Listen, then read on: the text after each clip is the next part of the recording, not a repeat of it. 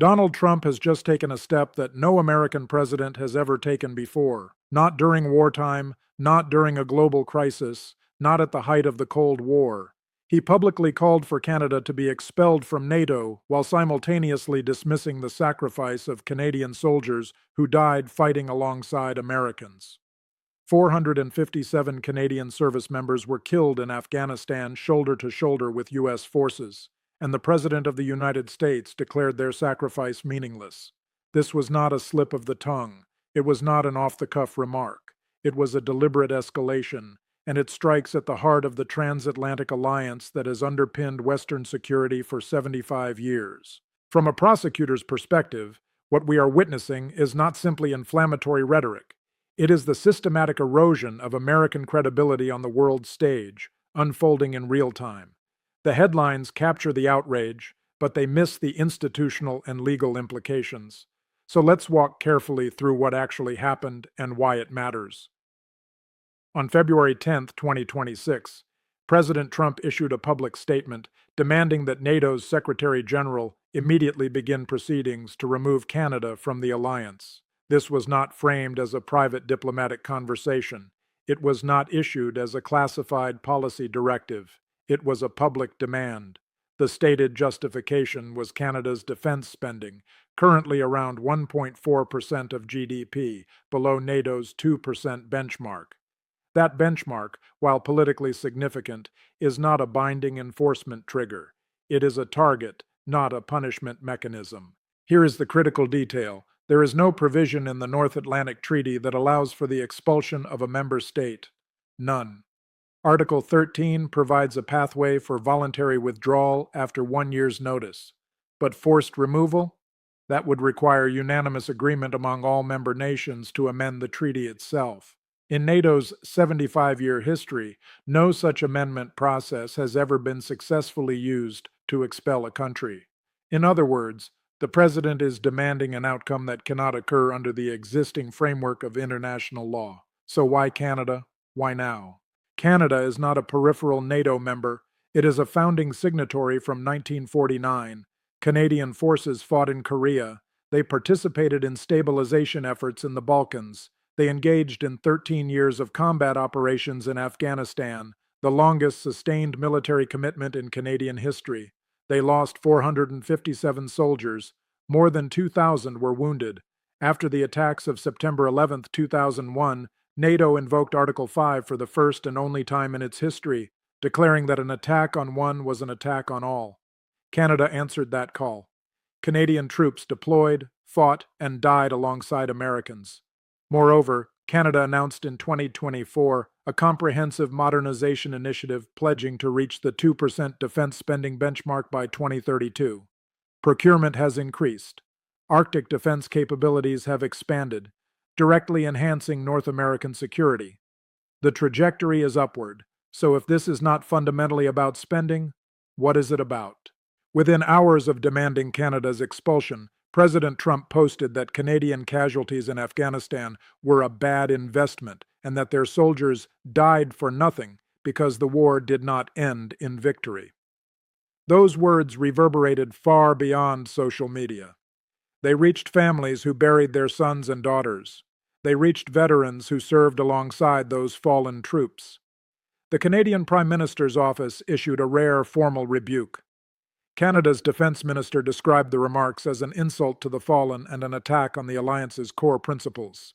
Now let's examine the constitutional dimensions. The Logan Act prohibits unauthorized citizens from negotiating with foreign governments in disputes involving the United States. The President, of course, is authorized to conduct foreign policy. But treaty modification is not unilateral. The Constitution grants the President the power to make treaties only with the advice and consent of the Senate. The North Atlantic Treaty was ratified by the Senate in 1949.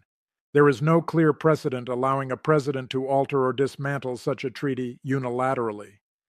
In Goldwater v. Carter, the Supreme Court avoided a definitive ruling on unilateral treaty termination, leaving unresolved constitutional tension. What we are seeing here is not a routine policy disagreement. It is an attempt to pressure an international body toward a treaty outcome without congressional participation. Treaties are, under Article 6 of the Constitution, the supreme law of the land. If a president publicly pushes for actions that contradict treaty obligations, serious constitutional questions arise. At minimum, it tests the limits of executive authority in foreign affairs. There is also the oath of office. The president swears to preserve, protect, and defend the Constitution. If alliances embedded in treaty law form a central pillar of national security, deliberately destabilizing them without legislative authorization invites scrutiny over whether that oath is being faithfully executed.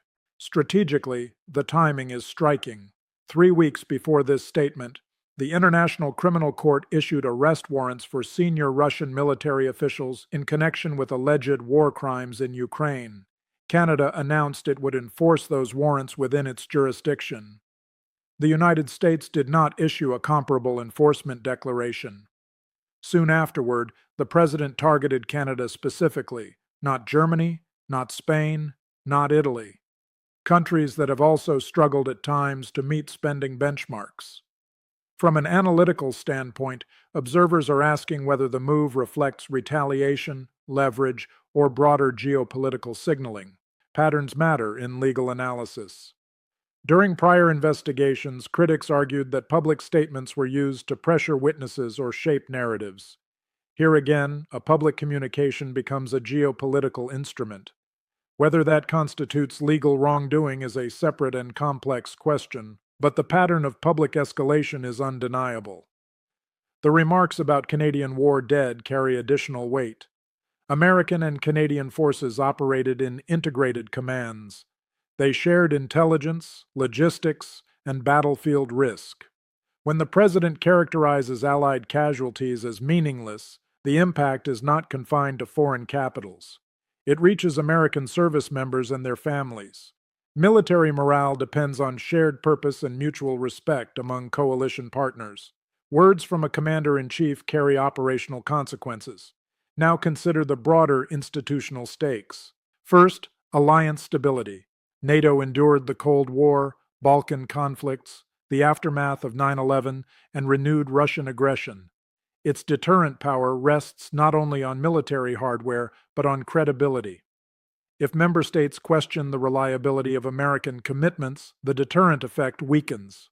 Adversaries calculate risk based on unity. Second, precedent. If a president can publicly demand the removal of a founding treaty ally absent any formal process, future presidents may feel emboldened to threaten other alliances. The constitutional balance between executive initiative and legislative oversight becomes blurred. Third, long-term accountability. Treason is narrowly defined and requires aid and comfort to enemies in a state of war. That threshold is extraordinarily high. But foreign policy decisions that materially benefit adversarial powers often draw scrutiny under a range of statutory and constitutional doctrines. Even if no criminal statute ultimately applies, congressional oversight authority remains a powerful constitutional tool, if exercised. International reaction has already been swift. Russian officials publicly praised the remarks as candid and overdue. When strategic competitors applaud American statements that fracture alliances, analysts take notice. Praise from adversaries does not automatically equate to wrongdoing, but it is strategically significant. The central concern for many observers is institutional resilience. Impeachment requires political consensus that is difficult to achieve in a polarized environment. The 25th Amendment demands cabinet participation. Courts move deliberately and often defer to the executive branch in foreign policy disputes. As a result, immediate checks on presidential rhetoric in international affairs are limited. So what remains? Congressional hearings, legislative reaffirmation of treaty commitments, public opinion, elections. Democracies rarely collapse in dramatic fashion. More often, they erode through incremental norm-breaking that becomes normalized over time. Each unprecedented action becomes the new baseline. At the same time, the American constitutional system was designed for endurance. The law operates on a long timeline. Records are preserved, statements are archived, decisions are scrutinized. Future administrations, Congresses, and courts assess past conduct within evolving legal frameworks. The essential question is not whether a single statement can dissolve NATO. It cannot. The question is whether repeated efforts to delegitimize alliances weaken the trust that sustains them. Trust, once fractured, is difficult to rebuild. For citizens, the responsibility is awareness, understanding the constitutional architecture, treaty powers, separation of powers, alliance obligations, provides clarity amid political noise. For lawmakers, the responsibility is oversight and, when necessary, reaffirmation of statutory and treaty commitments. For allies, the challenge is navigating uncertainty without overreacting to rhetoric that may not translate into formal policy. In the end, this episode is about more than Canada or defense spending metrics.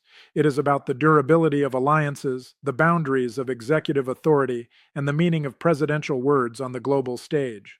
Democracies are tested not only by external threats but by internal stress tests, moments when institutions must prove their resilience. History ultimately renders judgment. The record of what was said, when it was said, and how institutions responded will remain. Whether this moment becomes a footnote or a turning point depends on the interplay of law, politics, and public will. Stay informed.